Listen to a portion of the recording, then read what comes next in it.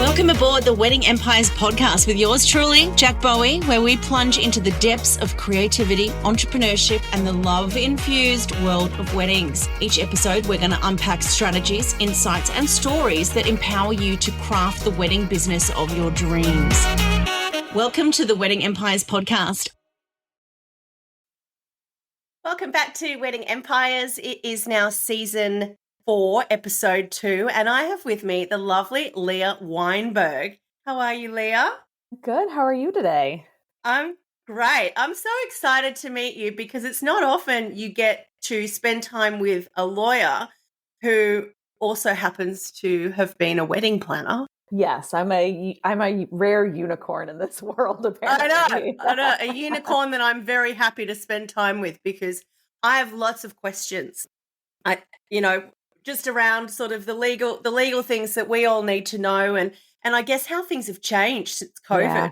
It's certainly changed for me as a wedding planner. So we'll get into it in a second, but just by way of introduction, so Leah is the founder of Chroma Law. She is an attorney, a recovering wedding planner, as we've discussed, and she's also the author of The Wedding Roller Coaster.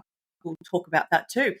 After nearly a decade in the wedding industry as the owner of ColourPop Events, which was a New York City-based wedding planning company, Leah is returning to her roots as an attorney to assist her former colleagues in the events industry along with other entrepreneurs and business owners. A wedding pro educator with The Knot and Wedding Wire, you might have seen her around because Leah travels throughout the country and internationally sharing insights with her peers at conferences and organisations such as the Wedding MBA and a special event. So again, thank you for joining me, Leah. Yeah, thank you. Quick update for you. So I had to change the name of my new law firm. It's now Weinberg Legal instead of Chroma Law. So yes, it's a recent development. So there you go. Surprise, everybody. Was it for legal reasons? Yeah, legal technicality reasons. Not because anybody else had the name, but different, state requirements and things like that. Gotcha. Okay. Yeah. All right. So let's talk about the journey from wedding planner to attorney. Like, what inspired you to return to law and specialize with, wedding and event professionals? Yeah, well, you were talking about how COVID sort of changed everything. And that honestly is what accelerated my exit from being a wedding planner. So it was 2020. There were no weddings happening in New York at the time. And a friend of mine had her own firm. And I asked if she needed any help in terms of drafting contracts, like sort of from a paralegal perspective. And so I started drafting contracts again for her. Really enjoyed it, and then had a really bad wedding in 2021 and decided, that's it. And so finished out my weddings for 2022, but decided to go back to practicing law. But you've got this unique insight, obviously. Yeah, I mean, I was a wedding planner for 10 years, so I've seen every contract imaginable, but also I worked with every type of vendor. And so I know their businesses, I know their pain points, I know how things run and how it works. So it gives me a really unique perspective when it comes to now representing those wedding professionals and business owners from a legal perspective. Great. What do you think is the biggest sort of legal misconceptions that wedding vendors tend to have? One of the biggest things that I hear that I always push back on is they're afraid that if they have a long client service agreement, or if it's detailed and thorough and maybe a little formal and legalese, that they think it's going to scare clients away. I have a very long-winded reason for that, reason to answer that. But in short, I always tell people I was a wedding planner for 10 years. I had probably the scariest contract out there. And not once somebody said, hey, we want to work with you. And then I sent them my contract. Did they ever say, no, your contract is too scary. I'm not going to sign it. I don't want to work with you anymore. And also, so far, that hasn't happened with any of my clients in the last 2 years either. So the only one I've got that had happened to me was that they didn't want their photos used. Yes, very common. That's a common one, I think. Very, very common. Yeah, okay. So people have comment. Yeah, people will always come back with comments. And I always say that it's not a red flag and it's not an immediate red flag if people come back with comments to your contract. Sometimes it can be a red flag. We all know those people that just send you a completely redrafted contract. But there are things here and there that we'll see pretty frequently that clients come back with on contracts. Okay, so talking about contracts, what are, in your opinion, the absolute must-have things to have in your contract? The first one is a very clear description of your services, what it is that you are doing. And this serves a few different purposes. From a practical level, it's going to set expectations with your clients as to what exactly it is that you do and you don't do. Number two, from a legal contract perspective, it makes it clear what you're being paid for. And then if you do something or asked to do something out of scope or agree to do something out of scope, make sure that you're going to be compensated for that. So that's a really big one.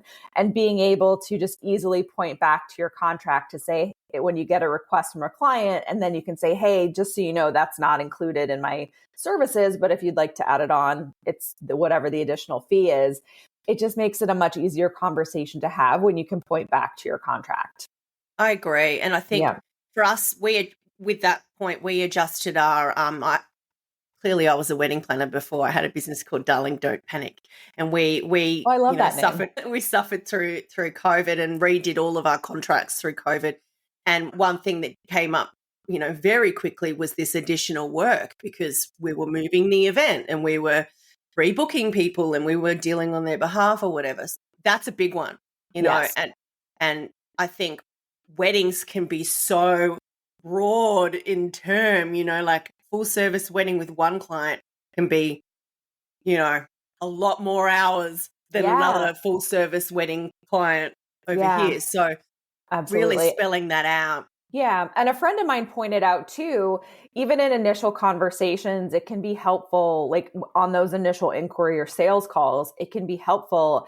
And I think this mostly applies from the planner context because the range of services that planners provide can be so broad, is to say to the client, what do you expect from your wedding planner? Or what do you expect from your photographer, your florist, your DJ? Let them answer that question so that if they have any kind of unrealistic expectations, you're able to take care of that from the very start. So kind of understand what they're thinking as well, just so that everybody gets on the same page. And I think it's important to establish that transparency with the client early on. I used to have in my first meeting that I would sort of make this commitment that if something came up that was going to be over budget or over this, that we have this transparency where, I will come to you about it in the first instance and we can discuss it. So it sort of sets it up that might happen. Absolutely. Okay. So what are some of the lesser known, but I guess highly valuable contract clauses that are often overlooked? I think the intellectual property one is important. And this comes up in different contexts depending on the type of vendor. With planners, they're often creating timelines and floor plans and sometimes, maybe mood boards. They're providing preferred vendor lists, things like that. So those things need to remain the planner's property. We don't want clients being able to take those, give them to their friend, like give a sample timeline to a friend that's getting married, that kind of thing.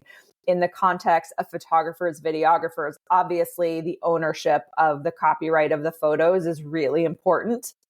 99.999 times that's going to remain that right is going to remain with the photographer. The photographer and videographer will always own their images and they just give the client the right to use them in certain ways. For florists, you want to make sure those design decks and proposals and sketches and all of those things are protected.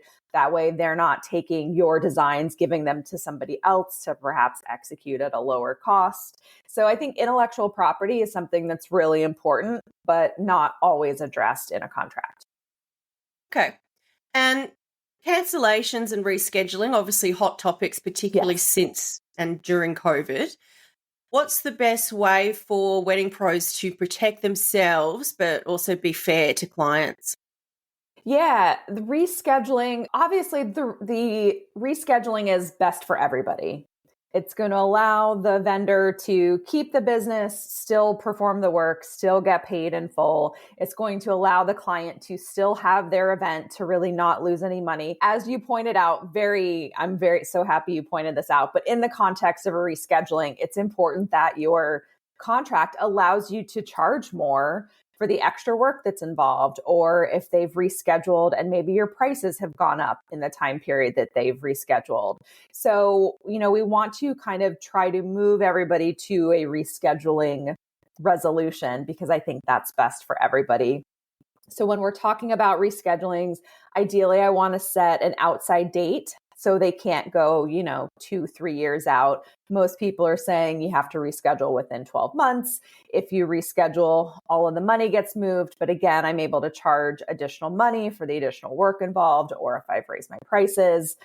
And then people can decide, do they have different policies if the rescheduling happens due to an act of God type event, or if it's just a convenience factor, the couple decides that they want to reschedule. You get to decide in your contract if you want to handle those situations the same way.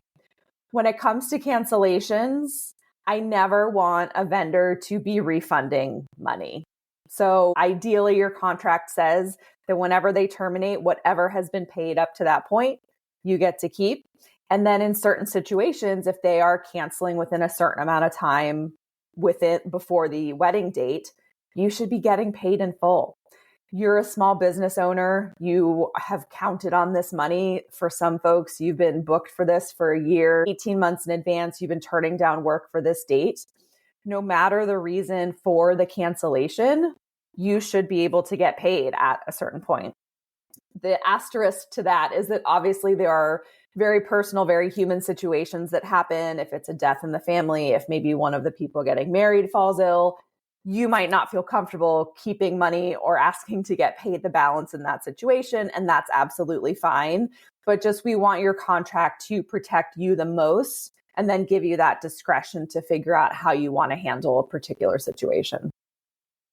I found that really challenging with COVID as a wedding planner because, of course, there was so much work sort of already done, Yeah. and we found ourselves trailing through emails and sort of proving what work we did. And we certainly found better ways to protect ourselves around that in CRMs and things like that, where we're able to really time track and demonstrate. But yeah, certainly we changed our contracts to sort of protect ourselves from that. Absolutely. And the conversation I'm encouraging wedding professionals to have with their clients is around insurance. So in the United States, at least, people getting married can purchase event cancellation insurance. So if there is any kind of act of God, catastrophic event, anything that keeps them from getting married and they have to cancel, they can put in an insurance claim and get their money back. Wedding professionals in the US can't similarly insure like that. And so the client can really protect themselves. And that's another reason why I advocate for just making sure your contract is favorable and protective of you as the vendor. Now, talking about sort of force majeure. Yes. Is that how you say it? Yes. I know how to write it. So how do you think we should approach that in a contract? So, there's a flood, there's a tornado, there's something like that going on. Yeah. I like to back up and kind of point out that there are force majeure can impact you in there's three different situations that I think your contract needs to address force majeure. So the force majeure impact that it has on the wedding itself, it prevents the wedding from happening, and that gets covered by the rescheduling and cancellation provisions that we've just talked about. But you also have to think about force majeure and how it could impact somebody during the wedding planning process. So let's say the couple has a death in the family and they just go radio silent and they ghost you for like 2 or 3 weeks. In the contracts that I draft, ghosting for a certain period of time actually becomes an event of default and allows the vendor to terminate if they have a client that gets non-responsive. But for force majeure, if they're not responsive because there was a death in the family or some kind of medical or health condition, some kind of accident, then that's excused. So we kind of think about how force majeure impacts us as we are planning the wedding. And then the third context is a force majeure event that just impacts the vendor on the wedding day. So like if their car breaks down and they can't get to the wedding, or they wake up and they've got food poisoning and they can't make it to the wedding. We talk about having to provide a substitute, but your contract should also account for that really rare occasion where you just don't show up and you can't provide a substitute and you leave them high and dry without that vendor for the day. Oh, that gives me I know it gives you, I anxiety. know. Whenever I'm talking through that provision with my clients, I always preface it with, I know that you're going to move heaven and earth to find a replacement there for the day. But just in the event that it doesn't happen, we want to talk about that your liability is limited to refunding the money. And that's it. Because what we don't want is them saying, well, no, now you owe me 2 times the amount because you ruined my wedding day because of X, Y, and Z. So we want to agree in advance what the consequences of that very rare situation is. Right. Okay. And what about payment schedules? Do you have advice around what you think they should look like? I think it's a very personal decision. It's really about it depends on the vendor category you are, how far out from a wedding you're typically booking somebody, also quantity, how many weddings you're doing. For me as a planner, I always did 50% upon contract signing, 50% upon about 2 weeks before the wedding. And that just worked in terms of my typical booking schedule and the volume I was doing. I know some folks maybe split it up into 3 or 4 payments here and there. I see people do monthly payments. So it's really kind of up to you in terms of what works best for you from an accounting perspective. Mm-hmm. Okay. What do you think are some of the most common legal blind spots that lead to disputes between wedding pros and clients?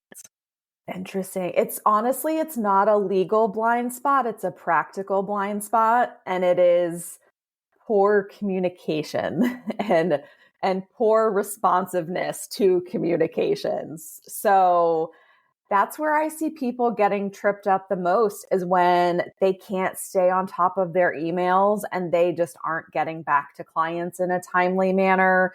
Emails slip through the cracks. Maybe they miss a deadline or something like that. I find that just lack of communication and not being timely in responses is what really makes clients the most frustrated when it comes to working with their vendors. Yeah. Okay. Um, I was going to say, what is one legal mistake that you see wedding pros making all the time that you think easily can be avoided? It has to do with, well, frankly, it's not working with an attorney on their contracts. Yes. Going online or getting ChatGPT to Oh, write it. please don't have ChatGPT write your contracts. Oh, Yeah. that gives me the heebie-jeebies. Yeah. Don't. It's I have to acknowledge, not everybody's going to be able to afford to have an attorney do a custom contract for them. Some folks, when they're starting, may not even be able to afford like a template that you can purchase. But please try your hardest to budget for that. It is such a priority. I mean, you think about if you can invest that at the beginning or just as soon as possible, every single client that signs after is going to be signing that better version of your contract. And so from like that point in time on, you're going to be so much more protected. And it's a really worthwhile investment. But yeah, people cobble together, they borrow a colleague's contract to start from, they'll copy and paste from Google, they take advice from people in Facebook groups who aren't necessarily qualified to be giving that advice. And it runs the risk of a few things, like you can end up with provisions that conflict in your contract, and that leads to ambiguity, lack of clarity. And so then we don't really even know what to do. It can lead to things actually not being enforceable. So one of the really hot topics is, from a practical perspective, do you pass along your credit card fees to your client, or do you just eat that, like bake them into your price and kind of eat it? And so in the United States, different states have different laws as to, number one, whether you're allowed to pass along credit card fees to your clients. And if you are, some places have a specific way that it has to be worded. And so you might copy and paste language from somebody in a group that says, and if you pay by credit card, you'll have a 3% processing fee. If you do that, for example, in New York, that language is actually illegal. So you need to be working with an attorney in your state to know what is right for your state and what's enforceable in your state and what's not. I definitely agree. We got one done with a lawyer, like I think during COVID. It was an expensive exercise, but it was future proofed. When I sold that business, I considered that one of the assets. It was an incredible set of contracts and whatnot. So definitely worth doing. Leah, now if wedding pros want to work with you, how do they do that? Yes. So my new law firm is going to be set up so that we can serve wedding professionals in New York, New Jersey, Georgia, Florida, Illinois, Texas, and California. And then if folks need help with intellectual property matters, so registering a trademark, registering copyrights, that is not limited by state. We can work with anybody nationwide. But if there are folks in those states who are listening and they're like, you know what, I could really use an update to my client service agreement or have other legal questions, they are welcome to reach out to me through my website, or my email address is just leah@weinberglegal.com. So I'm very easy to find. Fantastic. Oh, it's been lovely spending this time with you. And thank you for being so helpful with you've obviously got a real fantastic niche going on there and a lot of knowledge from our perspective as well. So yeah, thank you so we'll much have to get you back soon. Yes, please. All right. Well, enjoy. What time is it there? We're wrapping up the day. It's about 4:30 in the afternoon. Okay. All right. Well, enjoy the rest of your evening, and we'll enjoy the start of your day. Thank you. Thanks, Lee. This episode of Wedding Empires is brought to you by the Wedding Academy, where you can start and grow your wedding business. We offer certificate courses, group coaching programs, and a whole heap of templates and worksheets and things to help you get started and grow your wedding business.